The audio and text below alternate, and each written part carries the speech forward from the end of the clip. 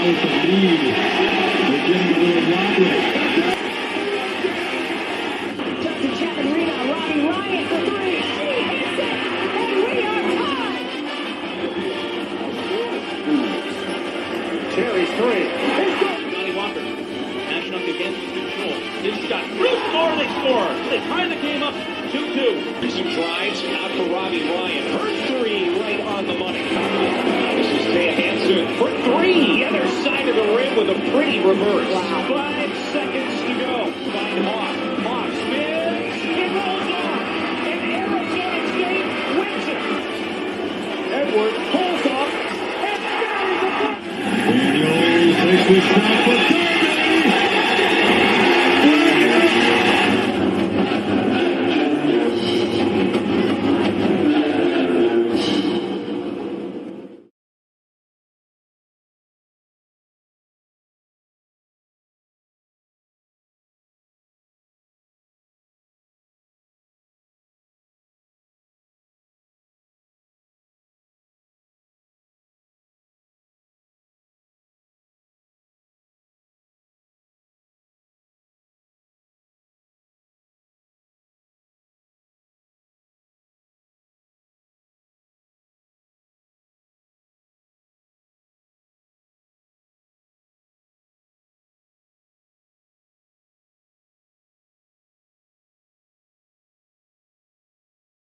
Welcome into Pitchfork Lunch. Yes, I am Michael Carricino at Diablo00 on Twitter is where you can find me. Also see the show live along with Facebook and on YouTube, the good old YouTube channel.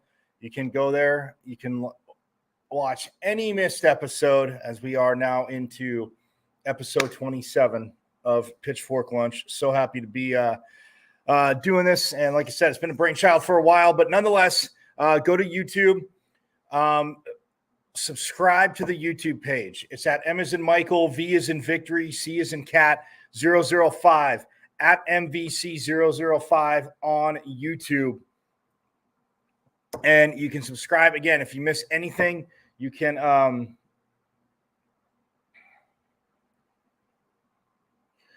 if you miss anything, again, any of the shows, talk to women's soccer coach. Again, the women are just rocking it. And again, such a great personality, such a fun person to talk to. Not that he's obviously not focused, not having his team. He talked about culture yesterday. Coach Graham Winkworth, he was on yesterday. So if you missed that, again, subscribe to the YouTube channel at M as in Michael, V as in Victory, C as in Cat 005, MVC005. Subscribe to the YouTube. So Pac-12 Media Days are going on, and full disclosure, I was supposed to be there today. And more full disclosure, there's an issue. I'm not going to rip on them because they're not a sponsor,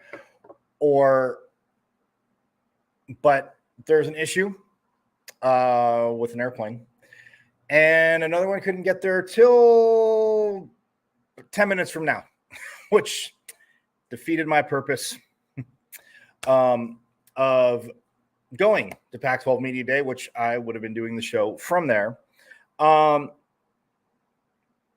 But hey, you know what? You got to roll with the punches. It does suck. It is unfortunate. I have been reading a few things from Twitter about it, but nonetheless, that's where I'm at now. But hey, Pitchfork Lunch rolls on because Sun Devil Nation rolls on, and a lot of sporting events to get to as well. So a little annoyed, a little perturbed, a little bummed, but again, lemon's lemonade, roll with it, and always learn your lesson for next time. How about that? This goes to many different conversations with other people about travel. So nonetheless, that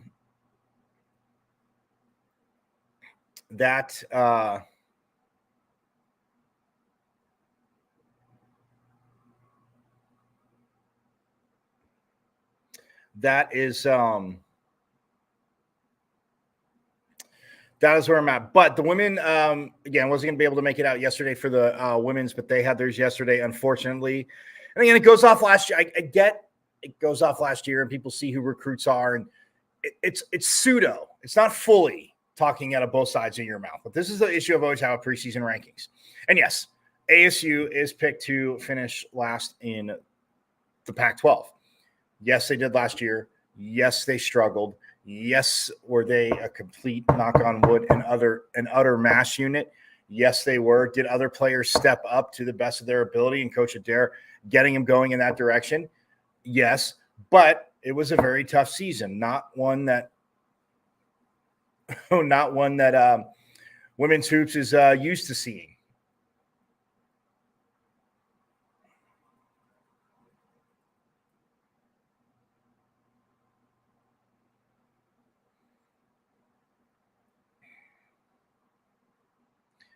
Oops.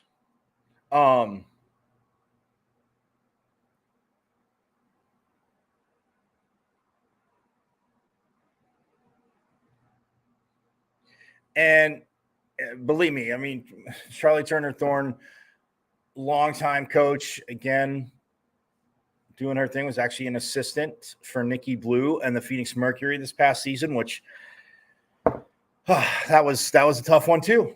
And we are in the WNBA finals, Aces and the Liberty, which again, no surprise, because of course, you know, preseason predictions, what Vegas did, and what Vegas had drafted, what they winning the title the year before, what the Liberty did in the offseason. Brianna Stewie going a lot closer to where she played college ball. Obviously played for Chino REM at UConn, but nonetheless, I digress to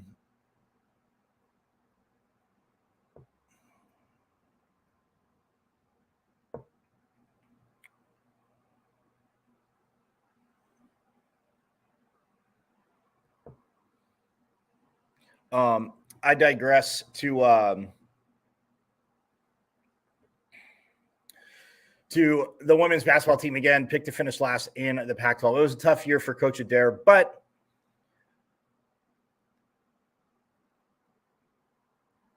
I mean, if you think about it,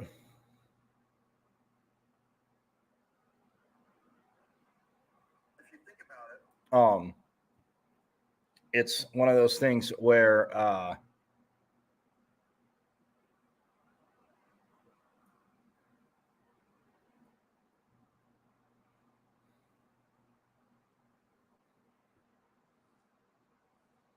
I mean, it's easy to do. And yes, a lot of who's coming back goes off that. So I understand when you look at it. But it's still tough. We'll talk about that a little bit later too. Volleyball wise, like I said, they are headed to the Oregon schools.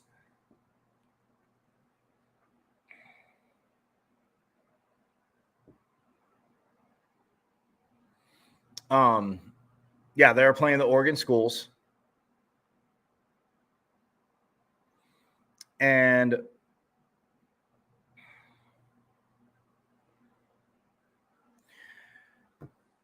it's huge. They are 17-1. They just came off a sweep of the LA schools. I mentioned it Monday and yesterday, but for a first time since they've swept them both in a weekend since 2010. 2010. So, yeah, JJ Van Niel has it going on. So,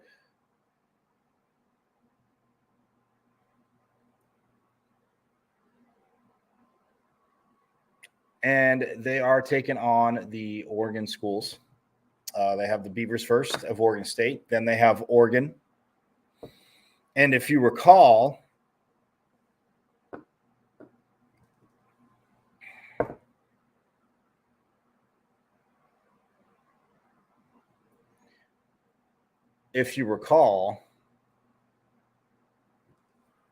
they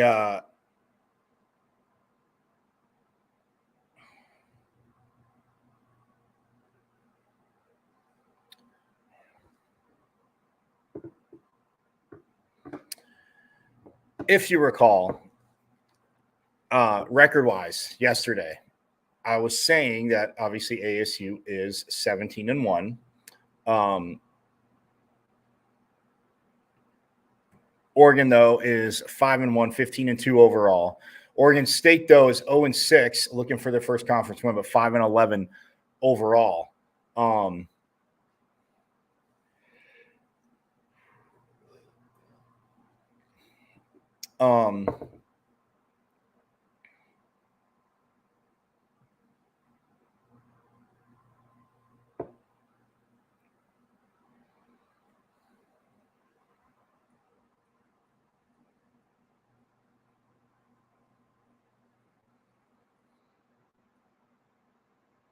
So, again, Oregon's going to be a huge challenge. But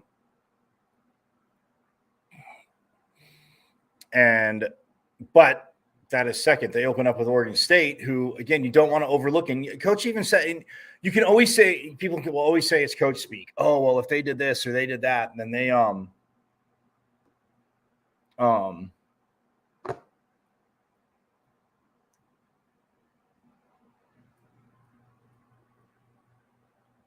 if they did any of this or did any of that, then they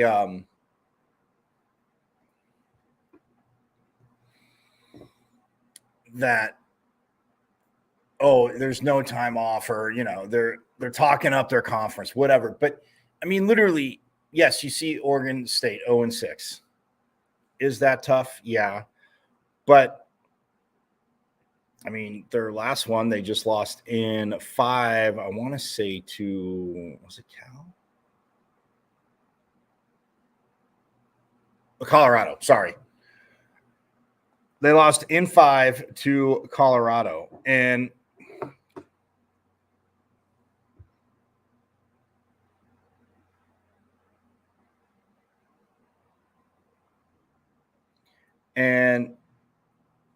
But 5 to Colorado. They fell in 4 to Utah. Washington got them in 4. Washington State, USC, and Oregon all swept them. So, I mean, yeah, they're having their ups and downs. Like, they opened up Pac-12 play. Well, with Oregon, obviously, they went in-state rivalry there. And the Ducks swept them, and then so did the Trojans. Washington State did. Washington 4, Utah 4, and then Colorado, they just went to 5 with. So, look, it's a team that's still battling, which is Coach's point, especially in this conference. They know that the coaches know, and he coached in it for long enough to know that.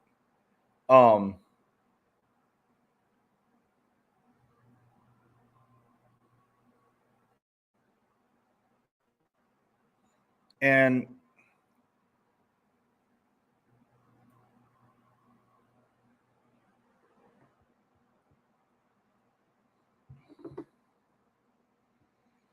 that's the inevitably that's the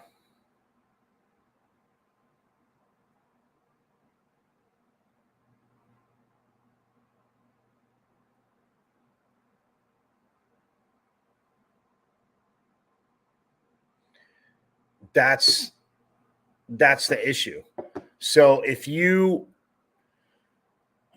take a night off, to his point, long story short, too late. But if you take a night off, to Coach Van Neal's point, like it could be that would, you will lose. So look, I know it's tough. And then for Oregon, I mean, they're taking on Arizona first, and Arizona just fell in 5 to USC, who fell in 5 to ASU 2 nights before that. But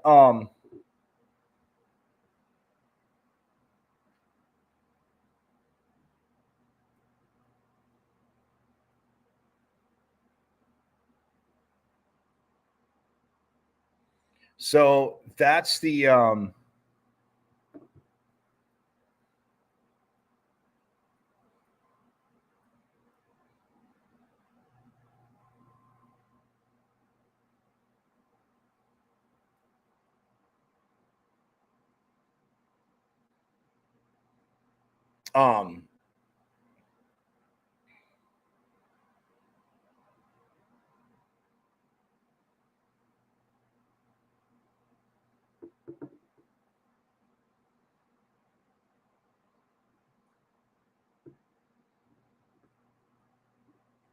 So yeah, that's the overall issue. And the overall challenge, of the Pac-12. So yeah, that is again, it'll be a weekend up in Oregon, and then they have the mountain schools. Remember, after that, they are on the road for 4 straight. We've kind of been spoiled. We've been very spoiled, to say the least, with having them home a lot.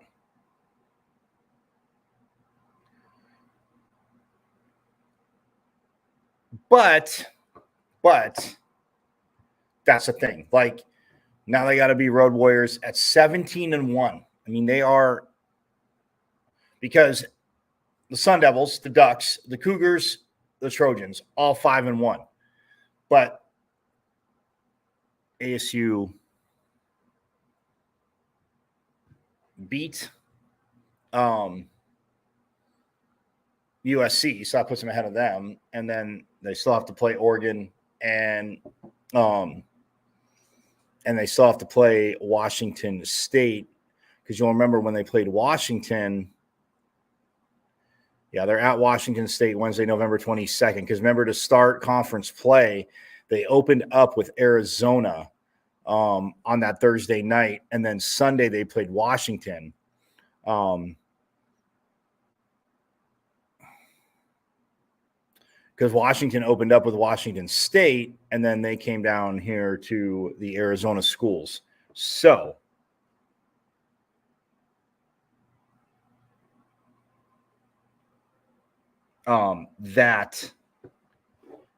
but yeah, they have Washington State right before they close out, fittingly enough, against Arizona in Tucson on, kids, November 25th. I told you that. You guys know that, on Saturday. So 17-1. I love saying that. The 19th ranked Sun Devils. And you see Coach Van Neal and just this team. I mean, even I practiced a few times that I've been out. Like, it's just one of those things that's absolutely awesome. So yes, that is where they are, up in Oregon, taking on the Beavers first tomorrow. Or no, Friday. Sorry, Friday. Tomorrow's Thursday. Taking on the Beavers Friday, and then taking on the number 5 Ducks. Yes, number 19 versus number 5. And you get a win there. You might take a few more steps up that top 25 and start to open up more eyes nationally. Although, again, Wisconsin, Nebraska at 1 and 2, and then Stanford at 3. Washington State. Who's number 4? Who am I missing at number 4? Goes Wisconsin, Nebraska, 1 and 2. We know that. Wisconsin, Nebraska, and then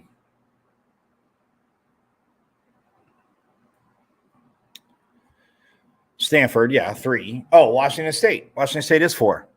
So Stanford, Nebraska, Stanford, Washington State, Oregon. So ASU at number 19, again, climbing the ranks, 17-1, which they've actually, they played the second most games. Dayton is at 18, one spot ahead of them. They're 18-2, haven't played 20 matches so far. And the Sun Devils with 18. And that's just because when they played their non-conference, since they had to travel far for most of them, coach was making sure there was 3 games, and it made sense. But yeah, both Wisconsin, Nebraska undefeated at 15-0. Stanford, like I said, 13-2, with losses to Florida and Nebraska. Florida's at number 14 right now. They're 12-3. They were 9. They dropped a few spots, but still, Florida, a very, very good team. Those are Stanford's 2 losses. As for Washington State, they have 2 losses as well, real quick. And again, this is how this shapes up, because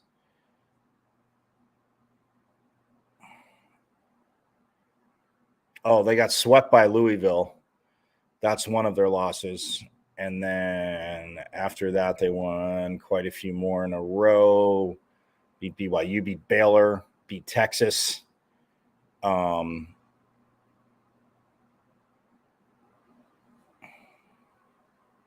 they lost to Stanford. So they've actually beat Oregon in 4. Yeah, they beat Oregon in 4, and they lost to Stanford in 4. But yeah, they swept Washington, beat Texas in 4, beat Baylor in 4, also beat BYU in 4, and I want to say all 3 of those are ranked. Baylor's at 20, Texas is at 7, and BYU is at 9, and Washington State has owned all of them because it's the Pac-12. That's right. Might be going away at the end of the year, but for right now, it is all Pac-12. So, yeah, but the Devils have that to look forward to. I mean, coming up again, that late season matchup. And again, coach won't let them look ahead because they know if they look ahead, they're going to go from 17-1 to whatever. Don't even think that way. But, yeah, it's just awesome. And I started talking yesterday more about Marta Levinska, but, what defensively, what she can do, playing all 6 rotations along with Shannon Shields. Jelly Sear, in the back row, yes, she is a second on the team in kills to Levinska and a hitter. But again, get into that later. Also, like I said, soccer just 1 game because they already played Oregon State at home. So they opened up Pac-12 play here against the Beavers, and now they're going to travel up to Eugene. And they have we talked to Coach Winkworth yesterday, but yeah, the Ducks have not won a game in the Pac-12. And that is very, very dangerous. And they haven't won a game all year. I wanted to make sure I was right about that. Yeah, they're 0-5-0 in Pac-12 play, 0-11-2, so 2 draws in the season. But it is a team, anyone will say it, if ASU doesn't play up to their level, and Coach and I talked about it yesterday, it's, again, so great having Coach Winkworth on. Again, we'll catch up with them more, maybe when the LA schools are here. Again, we're going to, after the Oregon game, definitely aiming to get some players on next week. We'll tell you that since they travel, but I'll find out what player-wise, what we can do next week. But that is going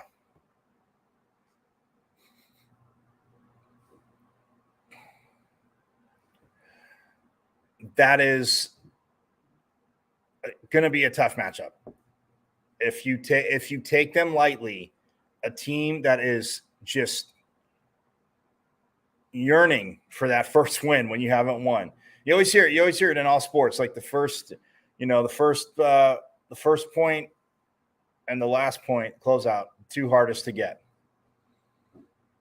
And for years I used to think, it's really not. But a lot of times, again, you're 1 point away. Say you see it in volleyball, teams sit there and they're down, to set point, or whether it's match point as well. And, you serve for it, team gets side out. Then, they're tightening up. Oh, then they get a point. Then they get another point. So, volleyball can take you three, four set points to close it out. Soccer's the same way, though. If Oregon were to get that first goal, yes. Does this soccer team have the grit, the fortitude and the grit to make sure it doesn't happen? But, yeah, when the coach yesterday, and he talked about Pauline Nels, their goalkeeper and back, the footwork, everything. She's just absolute nail. So she's not letting a goal go by. If her defense is not playing up to their potential, she will definitely let them know. So, but again, it's one of those games where they're scratching and clawing for their first win, overall conference, everything of the season. So, yes, you need to go in there and take care of business, and that will be that. But we're going to step aside real quick.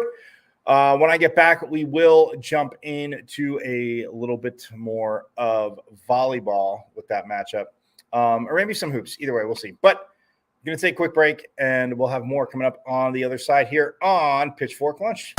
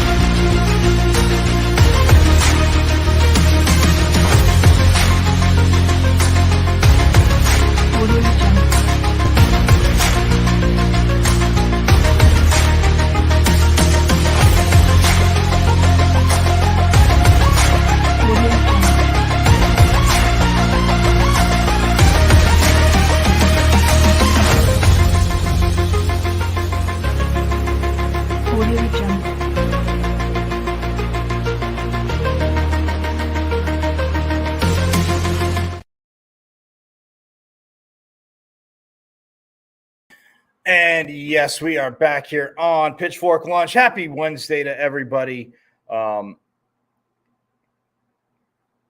As man, we're just moving through fall seasons. Football on a bye this week. I know I mentioned it the last few days, but football on a bye this week, and they take on UW up in Seattle next week.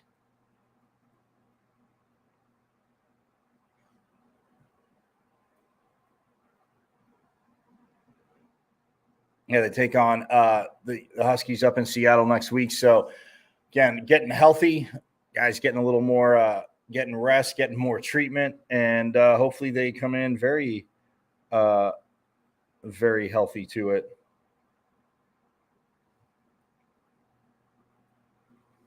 That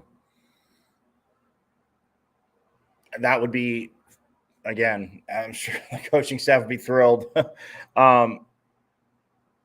But yeah, it's one of those things where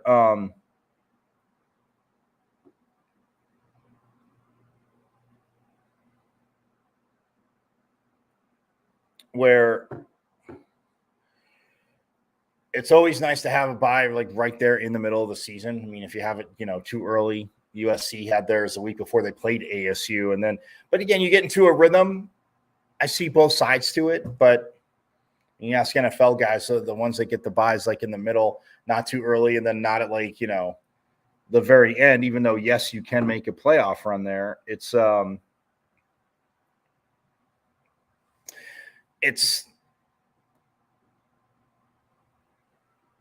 one of those things where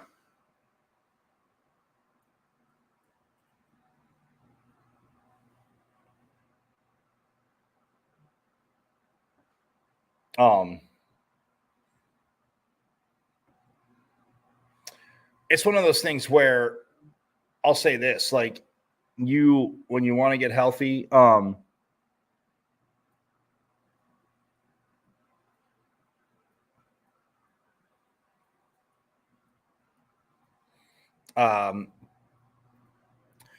and who knows, make a run, spoil some people's seasons, and build on yours though. That's the most important thing. People say spoiler, but spoiling is always fun, but build on that. So,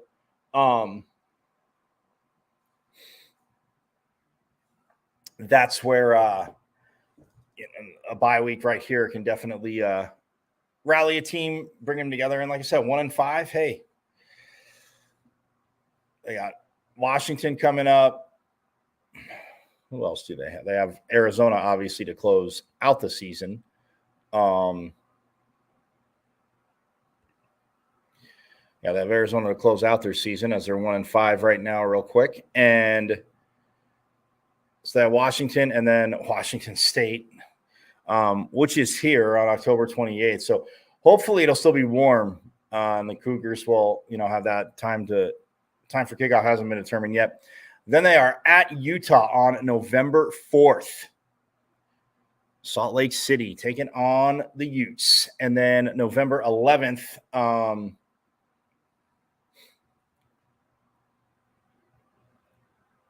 UCLA, go to UCLA road games, which they haven't had this year, but Utah, UCLA, November 4th and 11th. And then they're home for Oregon on the 18th, which is huge to get the Ducks here, which, of course, I'm sure it'll be a little bit cooler then, but who knows? Probably not. And then, yes, Saturday, Thanksgiving weekend, not Friday, not on Friday. They are home against that team from down south. So that's what their post-bye schedule looks like. But yeah, starting off on Fox Sports 1, 7:30 next Saturday in Seattle, Washington. So get your like T.O. said, get your popcorn ready for the second half of the season. Because look, this defense has been balling out. And I mean, they lost 27-24, 24-21. Yes, gave up 42 against SC. Got shut out. But I mean, the turnovers, like there was 5 turnovers and 5 field goals. Like they didn't score any touchdowns off the turnover. So yes, defense balling out. Then Oklahoma State was 27-15, but they had to lead a good amount of that game. And then Southern Utah, again, the 2.5 hour halftime because of the lightning delay.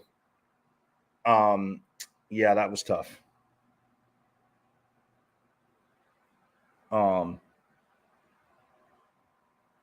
That was very tough. So, but yeah, that's where football's at.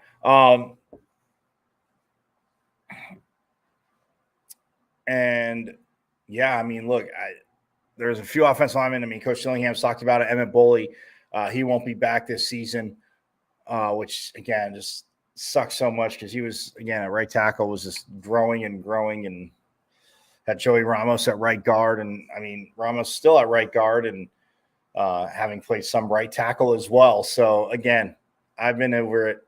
You know it. They have definitely been a mass unit and moving guys around, and it's been very, very interesting. So,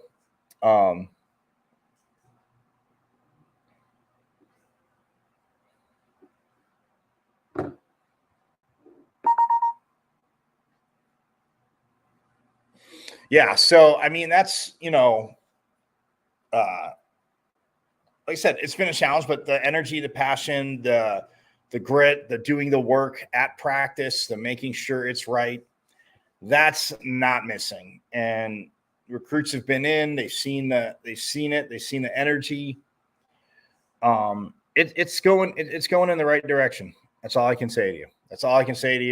It's not about silver linings because some, yes, if I sound annoyed or bitter about that, because again, I respect when people are interacting and opinion. I tell you, interact with me, but I'm not selling anything as a silver lining. I'm just stating what facts are.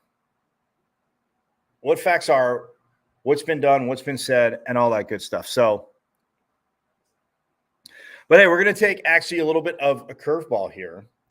Bobby Hurley spoke to the media before PAC-12 Media Day. Well, I mean, a little bit before, but after they got back from their trip from Greece, they've done that. I mean, his off season, the guys that have stayed, everything. So I've been wanting to do this, and I thought, what better way, having supposed to be in Vegas right now, really annoyed that I'm not. But hey, Pitchfork Lunch, like I said, goes on. I was going to be either be doing it from there or here. So nonetheless, doesn't matter. I would have had to step out of some things to do it because, hey, that's how this goes. But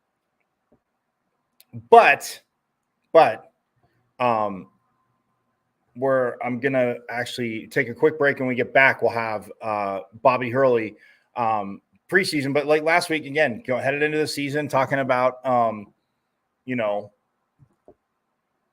his team, them coming together, a bunch of new guys, a lot of length. But returners and leaders came back as well. So step aside real quick, and then we'll have Bobby Hurley, Coach Hurley, talking to us about the hoops team.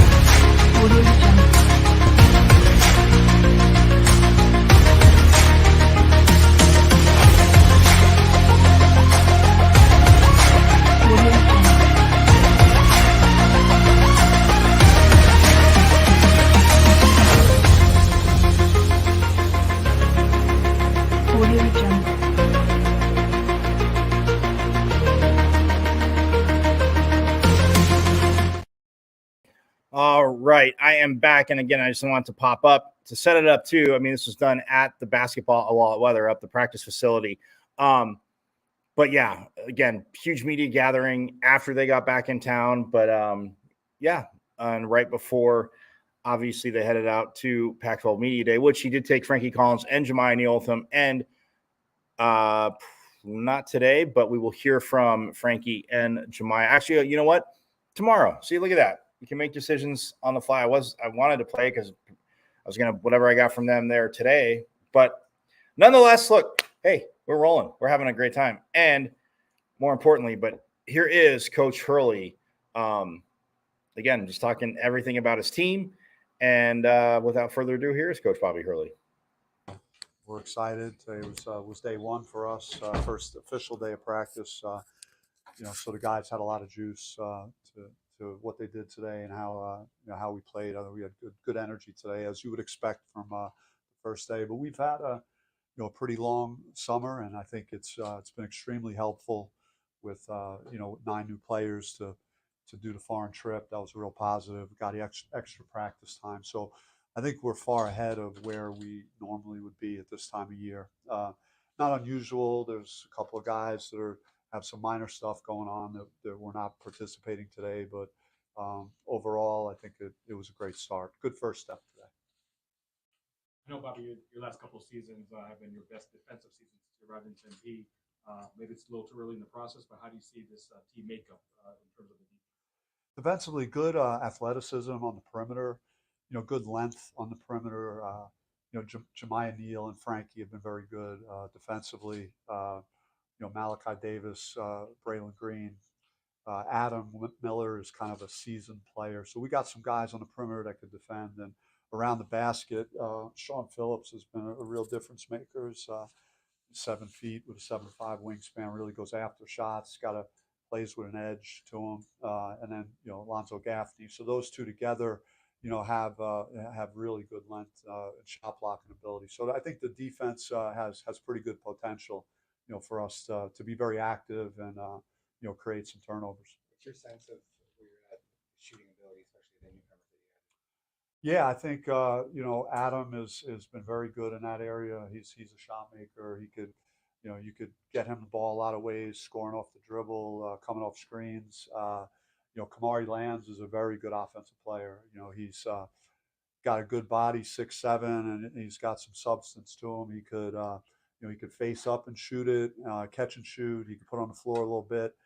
Got some stuff back to the basket that I like. So I think he's a guy that potentially of the new players that could be a guy to put some points on the board. But Bryson Long is another guy that we brought in that could really shoot it and stretch the court. So Jemiah and Frankie have worked very hard on that as Alonzo has.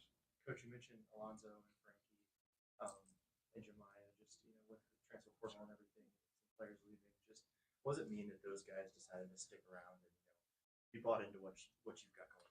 Yeah, those guys are the anchors of kind of what we're doing. They've been vocally, they've been excellent, in our workouts, just reinforcing messaging, to the new players of how we operate, and they've been great. They've been great leaders for us on and off the court, and they've all taken steps. I think they know what playing winning basketball looks like, coming off a 23 win season, and I think they're hungry to want to do more. And this is the last season of the Pac-12, and we talked about that, and just what are we going to do this year? With this being the last year, how are we going to attack this season and make the most out of it?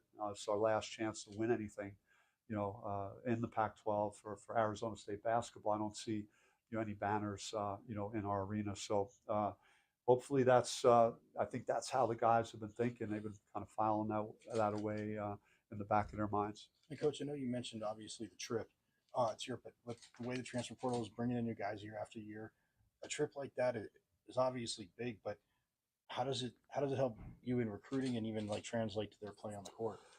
Yeah, it was. I mean, the bonding stuff was great. The time the guys spent, you could see them off the court, just organically spending time together and laughing and having a good time. And so that part of it was excellent, particularly with so many new players. The games were great to get a glimpse of looking at different combinations, and we didn't have our full complement of players. Bryant had a visa issue; he's a Canadian, and Zane Meeks had a minor injury that he couldn't play. So we didn't even have really our full front court, but you saw a lot of potential with the team playing against a couple of pro teams over there. And you're not always sure what that competition is really like, and you kind of they're maybe throwing some guys together. But I thought. I saw that this team had speed and aggression and things that we look for when we're recruiting. So I kind of like the group from what we did over there. How do you assess the tenacity or the hunger? I mean, I think they've been very solid. Like any team that I've had, we've had some days where we had to really get after them and teach them that certain days are unacceptable. That we can't have bad days on the court where we lose a day to our competition. I think I brought up Texas Southern and San Francisco as kind of examples when you show up and you're not ready to play, and how that can impact your season. I think, what if I didn't have to go and play in Dayton? How good we might have been in the first round of the NCAA tournament instead of having to go that route. So the more positive days we could have, I think the better. And that's I'm putting a lot of responsibility on Jemiah and Frankie and Zoe as juniors and one senior to really emphasize that and have our guys ready to play every day. Where have you seen Jemiah take off? Because obviously at the end of the year when he got more playing time, he just really took off. And is he still kind of on the same trajectory? Yeah, he's. I think he built off of last year at the end, and he was cut out to do better early. He had the setback with the injury, and that put him behind some guys. We had some other guys playing really well up in New York, and he got caught in a numbers game, and he had a breakout at the end. We had some injuries down the stretch, and he took full advantage of it, played great basketball. And Jemiah's never really lacked confidence. I'm sure you'll notice that when you talk to him, but he believes in himself. He's backing it up, man. He's one of our best workers. He's getting in the gym on his own, and he's putting the time in. So I think he's really focused on trying to have a really good year. How unique of a skill set does Sean Phillips have in the bigs that you've had over the years? Sean is the most gifted front court guy that I've had. Just naturally gifted. I mean, his story is amazing. What he's been through, what he's getting to this point. But he's got tremendous upside, and it's not going to. You may not see it on the floor every night. He's still a work in progress. He's very young. He's our youngest player on our team, even though he's a sophomore. He's 19 years old, but he's just got great feet and good hands and touch, and he's so explosive. He's got a 7'5" wingspan, and he's got a little bit of, like I touched on earlier, just a nasty edge. He's going to make some mistakes, and he's still learning how to play, but he's got a great future in front of him. Have you heard anything about Adam Miller's situation, the waiver, and where you are with him? No, we have not, and we're working on that, and that should be executed shortly, and then we should know when the NCAA does decide on it. How about you personally? Were you able to get away for the summer at all? It was kind of a normal summer for me. I find my pockets of when I can escape for a few days. I went away a little bit in May before the portal closed, and from now on, I'm gonna make sure I wait until the portal officially closes before I go anywhere because I was driving my wife crazy, just wondering is there any shoe that's going to drop while I'm not around. So that would be the one adjustment I'll make to any future travel in the summer. But yeah, it was a great summer, and it's been refreshing really to come off a year where you feel like you've taken steps in the right direction again, and you feel rejuvenated. And then you have these new guys to work with, so it's always as a coach really cool. What are some of the finer details that you're working with Frankie on? Well, I think Frankie's got to show great vocal leadership. He and I have to be connected. He has to be unbreakable. At the point guard position, man, you got to be, you got to be the heart and soul of the team. You got to fight. If you're struggling a little bit on offense, man, you got to figure out a way to will our team to win at that position, and trying to continue to reinforce, that communication with him. He's put a lot of work in on the shot, so he's got to trust that and shoot it with confidence. And so hopefully that'll be the next step for him, just proving that he could step in and make those kind of shots from distance. You guys have hung your hat on chemistry and toughness. Do you think it's going to be the calling card again this year? We're still figuring our identity out. I'm not even sure yet if we're better on offense or defense. We're going to be finding out over the next several weeks, and as we go to the scrimmaging segments. I like our balance. I think we got a number of guys that could really help us win. I like our potential on defense with our activity and our athleticism and length. So there are some positives on both offensively and defensively. Coach, comparing this year's team with last year's team, you guys once again have a lot of newcomers. So how would you say, like at this point last year compared to now, with the tournament last year and the summer trip, do you think that you're further along than you were at this point last year? Well, I think the foreign trip has closed the gap in that area. With the portal last year, we brought in a touch more of experienced players that were older, that had played a lot of games of college basketball. There are some of the guys we have great upside, like I touched on, Sean Phillips, Kamari Lands, junior college player Malachi Davis. They're the transfers we brought in. I think they have something to prove, particularly Kamari and Sean coming from, losing environments. Now they got to come in here and help us win basketball games. So they still, gonna have to prove that. But I do like our strategy in the portal and how we put together the roster right now. What was your favorite part of the Europe trip? I would say the end of it. Mykonos is one of my favorite places in the world. It's been to visit there, and we stayed at a beautiful resort, and there was no basketball, and the players, we all went to the beach, and they had a blast. It was one of the most beautiful places that I've been to, and so that was easily probably the best part of it. It's not on your mind right now probably, but you mentioned the last year at the Pac-12.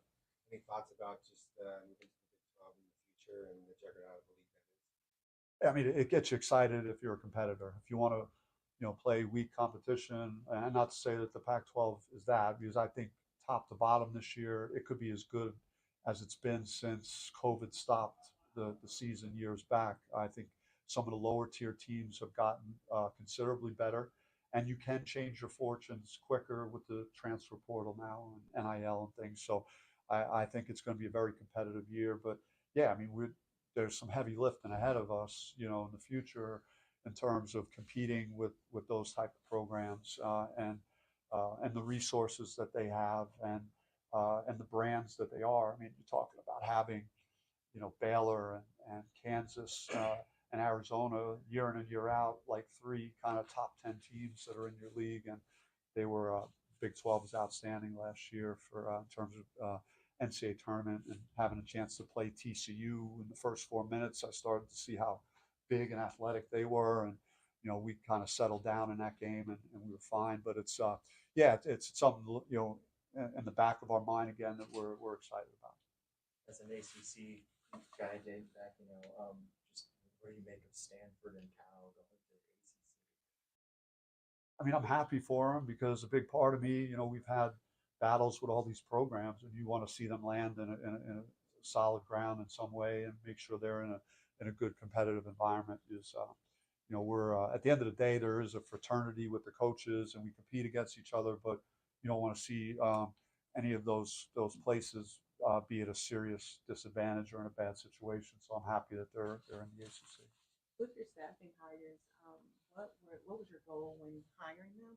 And do you feel like you filled that void, or do you think there's still a little bit more work to do on that? Yeah, we're still working to get the entire staff here, and I like it. We bumped up Nick Irvin, and Nick has got great energy. He was, I don't want to say they're exactly the same, but I coached with Nate Oates at Buffalo. He was my assistant. He was a high school coach from Detroit that I brought in to help me with that program, and his career has taken off at Alabama. Nick was a longtime high school coach in Chicago, and I think he brings a lot to the table with how he coaches and supporting what myself and Coach Kimbrough are doing.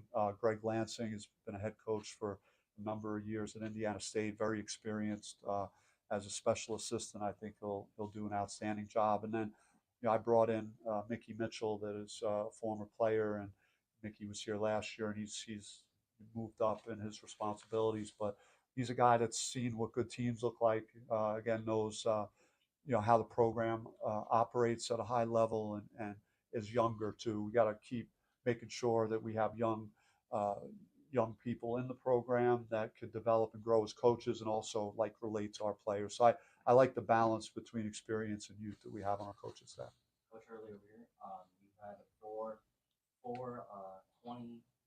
20 plus win seasons for your time here at Arizona State. How do you hope to do the same and maybe even improve for this year, as this year is the final year of the Pac-12? Yeah, you're never satisfied, and you're never content with anything you're doing. We had a great season last year. How do we take further steps and get better? And going to the NCAA tournament's great, and it's very difficult. And I think last year I might have talked about all the blue chip programs that weren't even good enough to make it to the NCAA tournament. So you have to take pride in that, but at the same time, we want to try and compete for championships and win games in the NCAA tournament and do more. And that's kind of the goal for us. Yeah, and you might have heard this plenty of times, but you've obviously had experience in the NCAA tournament as your time as a Blue Devil. What advice have you given your players for them to reach that goal and finally bring the chip home to ASU? Well, I mean, it's the season matters. Just staying in the moment and getting better every day, and on the practice court, and then certainly you got to put together a resume. I got my fingers crossed that the Pac-12 will be evaluated and rated as one of the better leagues, so that we get more representation in the NCAA tournament, and that we're a respected league this year. We got to, all the programs got to do their part, and hopefully win in some key non-conference games, and then just get to work in the league to compete and put together the best season we can. And if you do that, then when the ball goes up, wherever you're going to be in the NCAA tournament, you got a great opportunity in front of you, and you got to take advantage of it. How do you feel about this non-conference schedule? I like it. I think it's challenging. I think we've put together some very good neutral site games. 2 in Vegas versus BYU and either NC State or Vanderbilt, and we got TCU in Dallas on a neutral, which is again a rematch of our NCAA tournament game of last year. Between those two programs, we have Northwestern here on a neutral, and then starting the season, I don't know how many teams are starting any more difficult than we are. We're playing Mississippi State's one of the best defensive teams in the country in Chicago. So a lot of high-profile games, and then some solid games here at home. So I think it's got a good balance of what we were looking for. More questions, and we'll bring you guys in. Last year there was a lot of close games. Just a couple of issues of just closing it out. Over the offseason, what are some things that you've seen from the guys that maybe someone is stepping up that could possibly be your closer, or just who do you think could really lead you to closing out those really tight games? Yeah, I mean, it's those games come down to very fractional margins of winning and losing, and you hope that you have your playmakers are prepared to step up in those moments, that you put them in the right positions to be successful. That we talk a lot about our conditioning and our fitness and how hard we work. So we want to be the most well-conditioned team. So in the last 5 minutes of a game, we could figure out a way to reach deeper and to have more in the tank and close those games out. And I think historically we've done a pretty good job in games of 5 or less.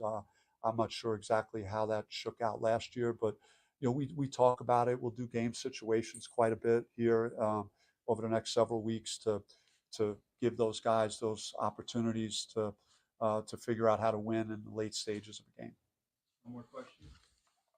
Anybody? All right. And there he was, Bobby Hurley. First day of practice. I mentioned that before Pac-12 Media Day. And he's, obviously him, Frankie Collins and Jemiah Neal are out in Vegas today. And I'm sure they got in there last night. And they'll probably fly out tonight and come back. But yeah, no, a lot of you addressed there. And it's awesome because they did go to Greece. And he said Mykonos. And people were asking him, I asked him, because yes, to overstate the obvious, it is big, for recruiting when you can take your team places. Jim Harbaugh, before things started to change, took his team to Italy, and football wise at Michigan. So there was a lot of, some people were this and that, and then now. But from what I saw too, Michelle Gardner of AZ Central tweeted out that pretty much most all teams took some form of foreign trip. So it's a great way to take advantage. Like Coach Hurley said, and you play basketball games. Hopefully you get some wins, and they did. And we'll hear from Frankie Collins on that next week, or tomorrow. Sorry, I said next week. I thought today was Friday. See, again, this whole flight thing. But anyway, yeah, so that is, but going there is it's huge. And, at the end when there's no hoops, like you said, the beach, and, you're there at Mykonos, and it's just, team bonding and coming together. And, you're of course doing it about 15,000 miles away from where you practice and everything. So it has its, definite benefits, and, recruits see that. And yes, even in this day and age, transfer portal, NIL, all that stuff, but they see that you're doing that. And yes, you could play for Coach Hurley. And Tim Healy, we had him on the Voice of the Sun, 2 weeks ago, says he still gets that. Every time he looks over, he's like, wow, Bobby Hurley is our basketball coach. Like, it's just, he is an icon of the game. And it's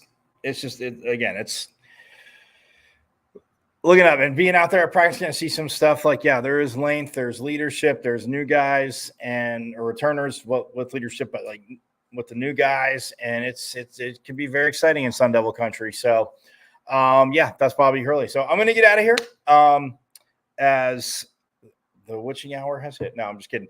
But yeah, tomorrow, same bat time, same bat channel, as you know. And yeah, we'll see. There might be, like I said,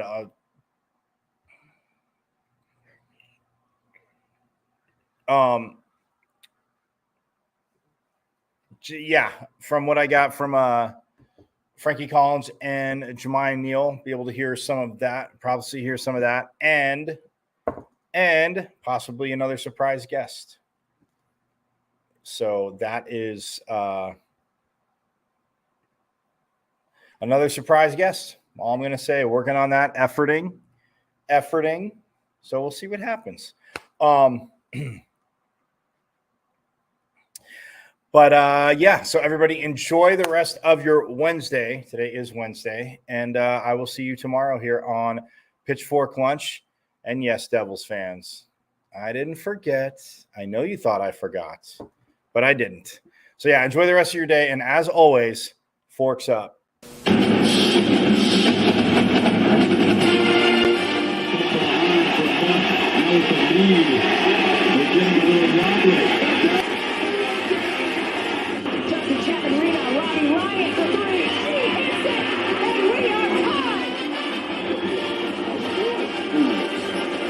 Cherry's three.